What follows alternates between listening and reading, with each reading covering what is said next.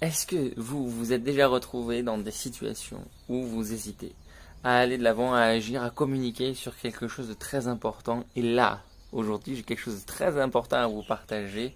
C'est en relation avec le cadre derrière moi, avec ça devant la caméra. On voit ça tout de suite.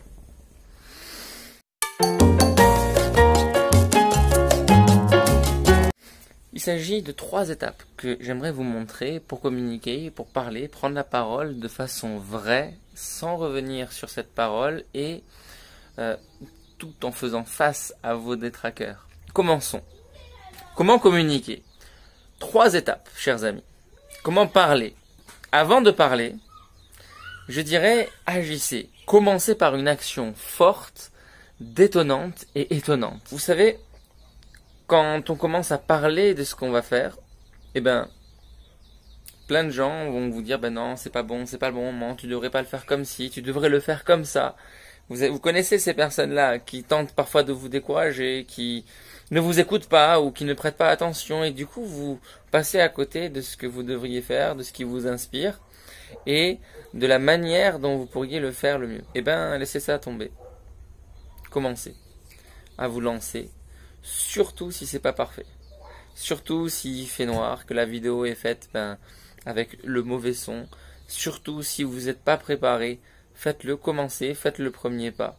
C'est ça qui va faire que vous allez créer un premier engagement, le premier pas. Si vous voulez faire une vidéo, n'attendez pas, ne planifiez pas pendant des heures, agissez, publiez, et puis ensuite, parlez-en.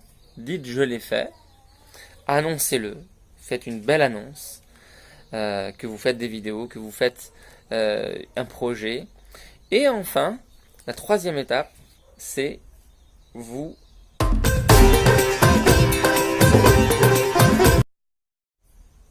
barrer. Vous partez. Vous restez pas. C'est-à-dire que vous n'allez pas rester à attendre le commentaire de telle personne. Ça ne sert absolument à rien. À moins d'avoir autour de vous des personnes qui sont prêtes à communiquer avec vous de façon constructive, à faire des critiques pour vous améliorer, pour vous permettre d'évoluer et de grandir, ne prenez surtout pas le risque de vous attirer les commentaires des autres parce que ça ne sert à rien. Proposez à ceux que ça intéresse de rentrer dans l'action, de rentrer avec vous, à faire grandir le mouvement, à agir à leur tour et à faire en sorte que ce monde soit juste, meilleur, beau. Passons maintenant à la partie d'une histoire personnelle.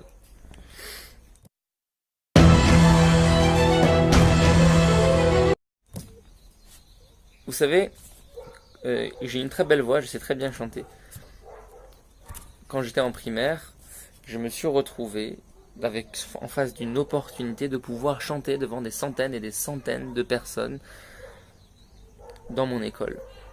Et la veille de la représentation, il m'est arrivé quelque chose. Je me suis disputé avec ma mère, qui a commencé à critiquer cette action, qui non seulement n'allait pas venir, mais en plus de ça, m'a dissuadé.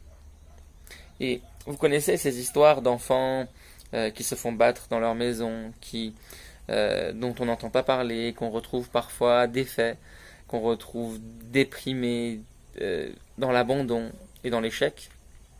Eh ben, j'ai fait partie de ces enfants-là.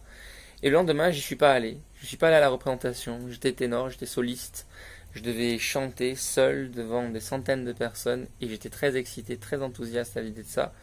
Mais comme la nuit s'était passée très difficilement, le lendemain, j'ai décidé de ne pas y aller. Et le surlendemain, je me suis pris toutes les remarques de ma professeure de musique qui a fermé les yeux sur moi, qui a fermé le cœur, et avec qui je n'ai plus réussi à avoir les conversations que j'avais auparavant. J'ai abandonné le chant, j'ai abandonné le fait de montrer ma voix, de l'exprimer en tant que chanteur, en tant que personne qui va interpréter ou même composer des paroles. Et j'ai commencé à faire ça dans le secret, dans l'intimité et ne pas le montrer aux gens, à écrire, à le dire. Jusqu'au jour où, dans une assemblée, le propriétaire d'un centre équestre m'a invité à chanter devant des dizaines et des dizaines de personnes. J'étais pas venu pour ça. J'étais là pour être le présentateur, l'animateur de cette soirée, mais j'étais pas là pour chanter. Et il se trouve qu'il m'a dit, va et chante.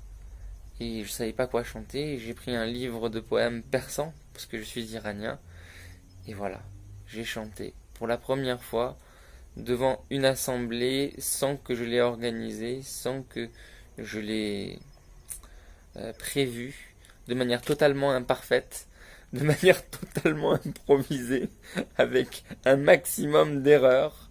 Et c'est après que j'ai commencé à en parler. Et vous savez quoi?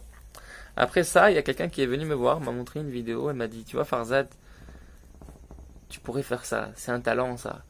Et tu pourrais l'exposer, tu pourrais l'exprimer davantage. Et j'ai eu un déclic. Peut-être que toi aussi, tu as laissé de côté un talent.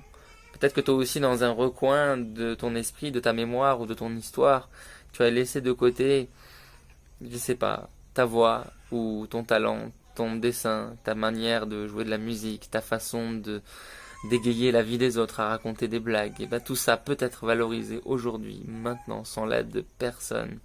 Et ce dont à quoi je t'invite, certes, abonne-toi à cette chaîne, commente si tu veux, mais ne le fais qu'une seule fois.